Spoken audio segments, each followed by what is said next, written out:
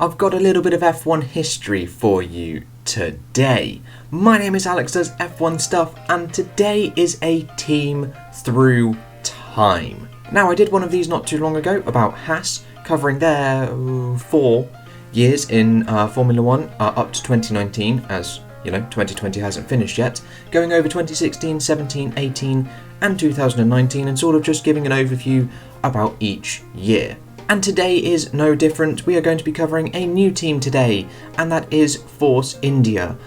This is probably going to divide opinion a wee bit, as I will be covering Racing Point as well. Yes, they are technically, legally now, 2 completely different teams, as Force India is no longer in the sport, but it was such a seamless change over the course of 2018 and 2019 that I felt like I'm just going to include it from Force India's beginning in 2008 up to 2019. So we begin in 2008, and Vijay Mallya has bought the Spiker team and renamed it the VJM01.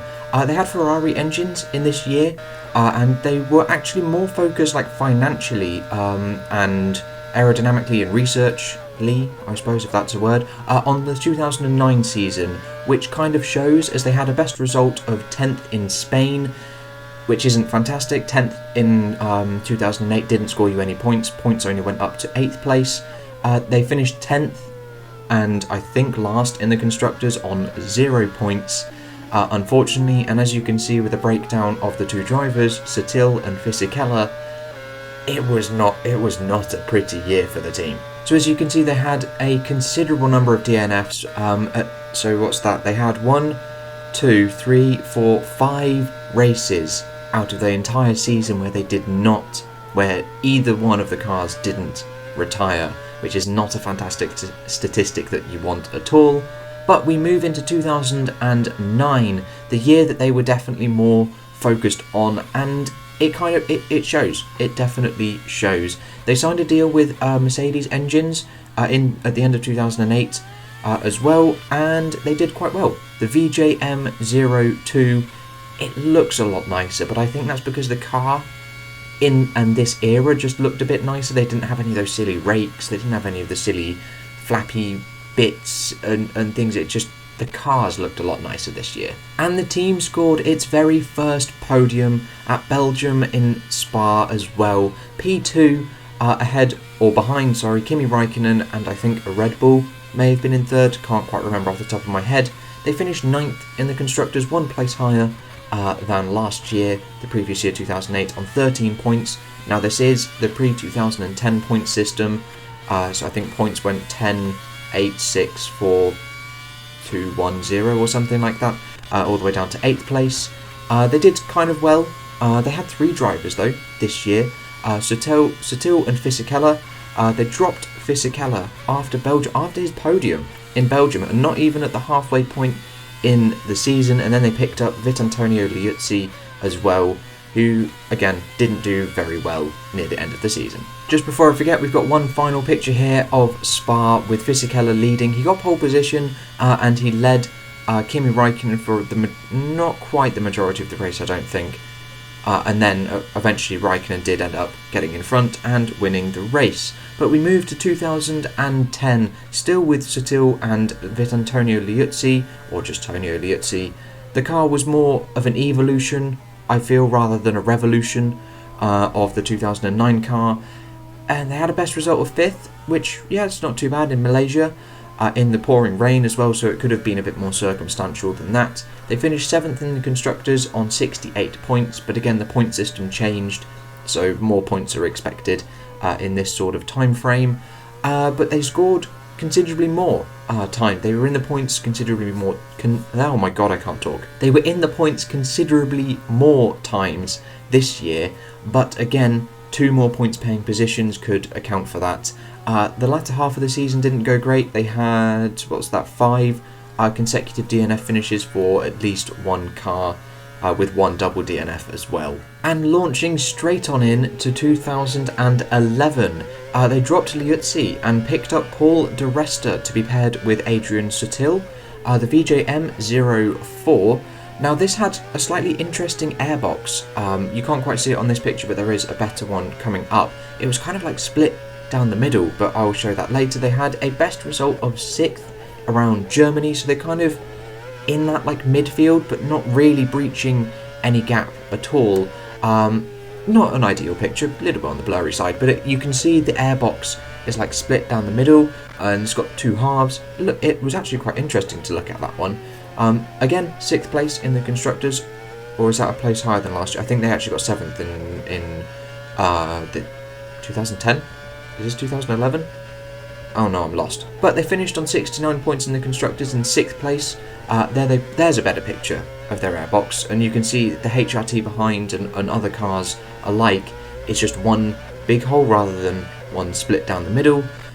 Again, points just spattered wherever they can be, but they're still in the lower reaches of the points paying positions as well, which, yeah, they're getting there.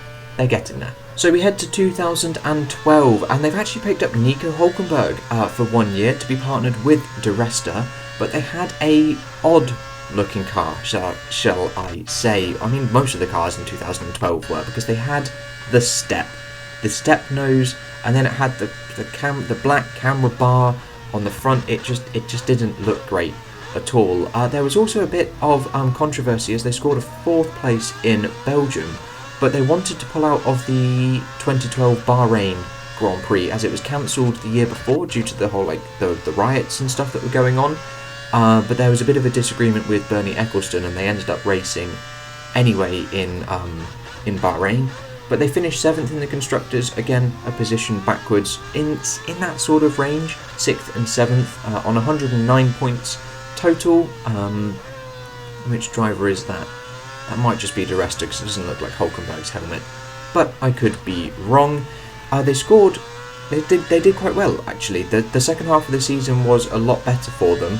They got a 4th place in Singapore as well as a 4th place in Belgium, but from Belgium onwards at least one car scored in every single race after the summer break, which is definitely a good step forward. Oh, I forgot this picture here. I believe this is Sao Paulo. They bounced, that's definitely Hulkenberg because he almost got a podium.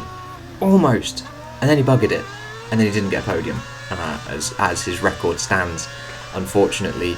There was, I can't remember if it was this year as well, that Maldonado took out both Force Indias at Spa, but I don't think it was this year because they got a 4th place in Spa. But I can't remember which year it was, but Maldonado took out both of them on the same corner going into the pits. It was quite interesting watching that. But we head to 2013. They've dropped Nico Hulkenberg after just 1 year and brought back Adrian Sutil with De Resta still. It was a bit of a boring season, the VJM06. Again, more of an evolution. They just lost the step nose, as I think the regulations changed to get around it. A 4th place in Bahrain, in the desert, quite cool. 6th place again in the constructors, but less points overall, as they again had a smattering of points in the first half of the season, and then nothing really in the second half. That's kind of how Force India's gone, really. Looking back at the last couple of seasons, just now, they've done well in one half, and then not so well in the other half, and then again coming up, it shows itself again. You know, it might actually be worth me scripting these because I've got a bit of paper in front of me with just little bits of what's going on, so I know what to say when I get to the consortium bit. But yeah, I might have to script these a little bit more. But we head to 2014, the hybrid era, and this is where they actually started to perform and do quite well. The VJM07, it looked ridiculous. They had a lot more black on the livery. I say it looked ridiculous. It was that stupid tusk on the front, the weird penis noses basically on the cars. But they achieved a podium, their first podium since 2009 at Bahrain, courtesy of Sergio Perez. The hectic duel in the desert race as well. Still 6th in the constructors behind the top 3, Mercedes, Ferrari, Red Bull, and Williams, and I guess Lotus, or maybe Toro Rosso. can't quite remember off the top of my head, but 6th place in the Constructors, and there again is the weird looking noses and almost the like triangular airbox as well, bit of an interesting design. One did not start in Malaysia and then one podium in Bahrain, but as you can see here they scored in every single race bar 2, Hungary and the USA, in which they both failed to finish. So 2015 is where the money issues started. The VJM08, they missed the first half of, or the first part of pre-season testing, and they were facing insolvency as well. They had a 3rd place in Russia, which wasn't too bad, courtesy of Sergio Perez, as Hulkenberg does have that record. 5th place, their best finish so far, on 136 points in the Constructors' Championship, but they did have to introduce a B-spec car. Now I've put these pictures in the wrong order, so the B-spec car is the car that's currently showing, the one with the weird nostril things, and that was introduced at Britain, and then all the results after were the B-spec car. All the results before Britain were its original car, which did not have any tusks and looked odd. So if I just go back to that, it's kind of the same, but it just looks a bit strange. But 2016 was definitely one of their better years, definitely benefiting from the fact they've still got that Mercedes engine in the back during the hybrid era. The VJM09, much like the 2015 car, a really nice paint job as well. I quite liked this Force India livery. They had a 3rd place in Monaco, 2 podiums actually this year. Again, Sergio Perez podiums, one in Monaco and one in Baku, I think, but 4th place in the Constructors' Championship, 173 points total. There is both of them at Bahrain, I want to say, or Abu Dhabi, perhaps that one actually. But they did exceptionally well, especially in the latter half of the season. From Britain onwards, they scored consecutively until the end of the season, and if it wasn't for one 11th place from Perez in Hungary, they would have had a double points finish in every single race from Britain onwards to the end of the season. But there is a bit of a broken car there in Singapore from Nico Hulkenberg. So 2017 was a bit of an interesting year for the team. In pre-season testing, I'm not sure if you knew, the VJM10 actually had its original livery, its 2016 livery on it. Now I didn't know this until researching for this video, and it said 2017 testing livery looked like that. But I definitely much prefer the Pink Panther livery. They had a 4th place in Spain, courtesy of Perez, I want to say, but it could have actually been Ocon, thinking about it. Once again, 4th place in the Constructors' Championship, 187 points for the team, 2 consecutive years as best of the rest. Not a bad record at all. And yes, that 4th place was from Perez, but many more points paying positions, and only one race where they didn't score any points. But there is a big but. They had a lot of comings together, Perez and Ocon. Baku, definitely they crashed into each other, and Belgium, they also crashed into each other. Still managed to score some points in both of those races, but definitely both results could have been better. But here we go, 2018, this is where the money issues really start hitting home. The VJM11. Now this car did actually run quite nicely up until Hungary, when the team officially went into administration. They had a best result of 3rd place in Azerbaijan, courtesy of Sergio Perez in the hectic Azerbaijan race that Daniel Ricciardo ended up winning, but they finished 7th on 52 points.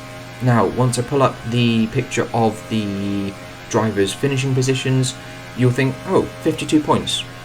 Looks like they'd have scored more looking at that, and yes, you'd be right. They technically scored as both drivers combined scored 111 points, 110 points, something like that. But because of the administration issue and a consortium led by Lawrence Stroll bought the team, they had to change the name, and thus all of the Force India's points and the VJM 11 points from before Hungary were wiped out, and then after the second half, or in the second half of the season, they had to start again from 0, and that is why they're on 52. But the drivers were able to keep their sets of points that they scored from the very beginning in Australia. And here we go, 2019, technically not a Force India, but because it was such a seamless change, kept the same factory, kept the same drivers, kept the same livery, the same sponsors, the same everything, they just dropped the Force India name. I am including it in this video. It is the Racing Point 19, the RP19, or technically I think it was called the Sports Pacer Racing Point Formula 1 team. It's quite long winded name actually. 4th place in Germany, the hectic German race of last year. Actually one of the best of races of the hybrid era for sure. 7th place in the Constructors on 73 points. Sort of went backwards a little bit, but I think that's mainly because of the money issues, having to pay off all of Force India's debts. And it is quite clear to see there that they have definitely slipped from where they were, achieving all those 4th places in 16 and 17, scoring in less races as well. And just before we end, I have 2 little graphs. Graph number 1 is the percentage of races that Force India were in the points, and I am including 2019 of the Racing Point. You can see it nicely goes up to a peak in 2012 from 2008, steady going up. Then it drops in 2013, peaks again in 2014, drops, peaks, drops. So expect it, looking at this graph, to peak again in maybe 2020, I suppose. I suppose they've already scored points in Austria this year, so perhaps I will amend this graph and we shall see what it looks like after 2020. But the final graph to look at today is the Force India Team Championship. This was something I did for Haas, but it was a little less entertaining as there were only 3 drivers, one of them didn't score any points, and Grosjean ended up leading that. But we have Sergio Perez winning the Force India Team Championship. This is taking into account all of the points scored by the team and all its separate drivers from 2008. I have also converted the Fisichella and Liuzzi points to 2010 points and also gone back through their race results. So if they did finish 10th in a race, they wouldn't have scored any points in 2008 or 9, but they would in this, and that's how I've got my tally for 21 and 22 for Fisichella and Liuzzi. But Sergio Perez leads on 446, then Nico Hülkenberg on 281, Ocon on 136, then Sutil, De Resta, Fisichella, Liuzzi and Stroll. And there we go, that is all I've got for you today guys. I hope you have enjoyed that quick little video there, and I will catch you in the next video with whatever and whenever I decide to make it. Was that even right? I'll see you guys then.